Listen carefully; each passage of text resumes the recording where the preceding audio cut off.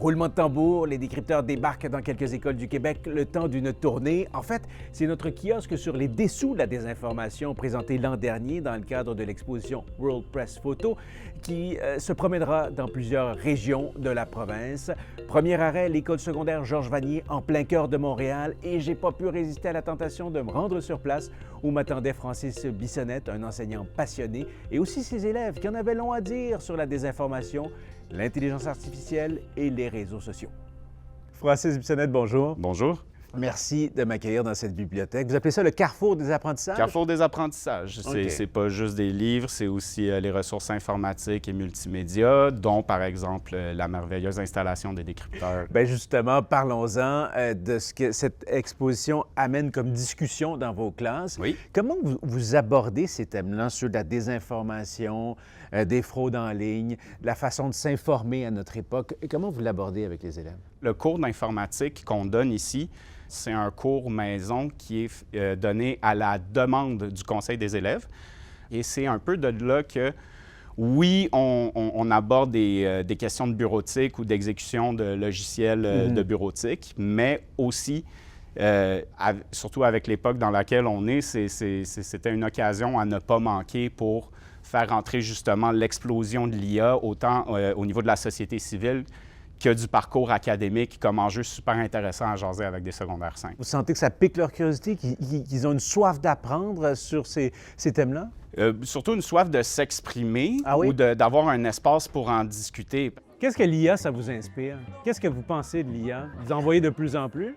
Moi, ça m'inquiète parce qu'on ne peut pas savoir qu'est-ce qui est vrai et qu'est-ce qui est faux. Surtout dans le futur, ça va être plus facile de jouer avec AI et de faire des informations, des fausses informations qui peuvent traîner sur les réseaux sociaux. À chaque fois qu'on cherche n'importe quoi sur Google, on a la version de l'IA en premier. Ouais. Et c'est vraiment énervant parce que, par exemple, on fait un projet sur ça et je cherchais les risques de l'IA et c'est l'IA qui me répond. Est-ce que vous faites confiance à cette technologie-là? Ben moi, en vrai, l'IA, je la fais confiance s'il y a une source et elle est prouvée. Et des fois, l'IA, genre, je vais utiliser ChatGPT parce que moi, j'utilise des fois ChatGPT, mais des fois, ça ne met pas la source. Du coup, genre, je sais pas. Genre, je vais sur Google et c'est pas la même chose. Mais aussi, la question que je me pose, est-ce que plus tard, ça va nous aider à plutôt organiser, à comprendre le AI, ou est-ce que le AI plus tard va nous aider à plus avoir des outils? Je pense que là-dessus, c'est important de rappeler qu'il ne faut pas démoniser l'intelligence artificielle. C'est une technologie, de plus en plus, on le voit, va falloir faire avec, mais il faut trouver les bons outils, ceux qui répondent à des besoins réels et qui permettent une utilisation responsable. Je pense que c'est là-dessus qu'il va falloir faire un effort en tant que société. Ouais. Ça va quelles être les priorités? Genre, c'est quoi qu'on va vraiment chercher maintenant dans un travailleur, maintenant à quelqu'un qui va avoir un travail? Est-ce que maintenant, au lieu de chercher si tu es compétent pour vendre de quoi, on va maintenant juste chercher si tu es compétent en utilisant l'intelligence artificielle? C'est bon pour moi, c'est bon pour les élèves, c'est bon pour la société dans son ensemble. Je pense de parler de ces sujets-là, même s'ils ne sont pas encore réglés, entre guillemets, où il n'y a pas de position définitive, pas de législation.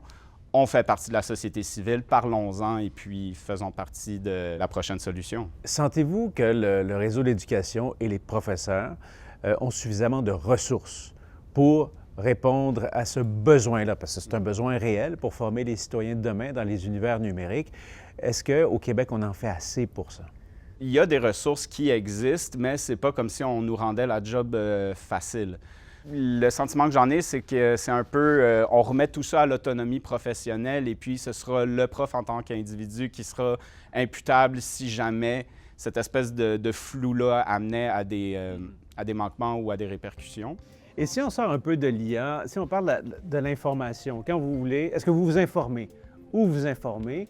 Dites-moi-en un peu plus là-dessus. J'imagine que vous voulez savoir un peu ce qui se passe dans le monde. Qu'est-ce que vous faites? Moi, personnellement, quand je veux faire des recherches, je regarde souvent sur Google, des sites Internet comme ça, pour avoir les vraies informations comme Wikipédia, etc. Mais qu'est-ce que des fois je trouve énervant, c'est que quand je veux regarder des informations, il y a plusieurs sites, mais des fois, les sites ne disent pas tous la même chose.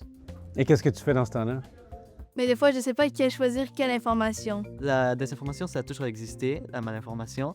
Maintenant, oui, c'est vrai qu'on est dans un temps encore plus dangereux avec l'IA parce que maintenant, n'importe qui peut le faire sans avoir même besoin de savoir comment éditer une photo ou éditer une vidéo. Ils peuvent juste écrire un prompt, puis la vidéo est déjà fait. Donc maintenant, c'est beaucoup plus présent, puis n'importe qui peut peut-être tomber par ça parce que l'IA est en train de devenir de plus en plus forte. Moi, j'ai été au secondaire entre 2001 et 2006, donc je vous dirais un des meilleurs services qu'on m'a rendu dans mon éducation, c'est de m'exposer au petit guide d'auto-défense intellectuelle de Normand Baillargeon. À l'époque, un professeur de morale, c'était cette époque-là, nous a exposé à Normand Baillargeon et pour moi, ça a été quelque chose que j'ai voulu pouvoir transmettre, cette espèce de goût, de curiosité et de rigueur dans le discours. L'exposition ici a été mon amorce cette année pour le faire. Ça pourrait être autre chose l'an prochain, mais je trouve que le contenu des décrypteurs est tout à fait présentable dans une école, puis j'en tire avantage. Il y a des pays en ce moment qui mettent un âge limite pour accéder aux réseaux sociaux, qui disent en bas de 16 ans, c'est fini Facebook, Instagram, TikTok et tout ça. Il y en a qui veulent même aller à 15, 14 ans. Qu'est-ce que vous pensez de ça? Ouais, en fait, moi, je suis contre cela. Pourquoi? Parce que, en fait, on apprend tellement de choses sur les réseaux sociaux et tout ça. On apprend aussi comment genre, se protéger des mésinformations, désinformations, malinformations. Et donc, j'ai peur que si on restricte cet accès pour les adolescents, ben, on est presque adulte, puis... Il est trop tard. Ouais, ça, il est trop tard. Alors... Ah, c'est un point intéressant, ça. Donc, les réseaux sociaux servent aussi à mieux comprendre la désinformation. Donc, s'en priver avant 15 ans ou 16 ans, ça nous pénaliserait à long terme. Quels sont vos constats quant aux façons de s'informer des jeunes que vous côtoyez aujourd'hui, leur rapport à l'information, aux outils à travers lesquels ils s'informent? C'est fascinant parce que des fois, juste dans la façon dont ils s'expriment, on sait quelles sont leurs méthodes privilégiées d'information. Sans nommer de nom, j'ai un élève qui m'a demandé « Monsieur, si Radio-Canada vient me filmer, est-ce qu'ils vont faire intervenir leur agenda politique? » Des choses comme ça. Donc, il y a clairement des élèves qui sont branchés sur la culture du débat online et tout ce que ça peut amener de bien et de toxique comme culture. J'ai des élèves où est-ce que si je les vois en train de faire une recherche sur Google, je les vois privilégier d'abord le résumé IA alors que j'ai fait de la sensibilisation sur le sujet.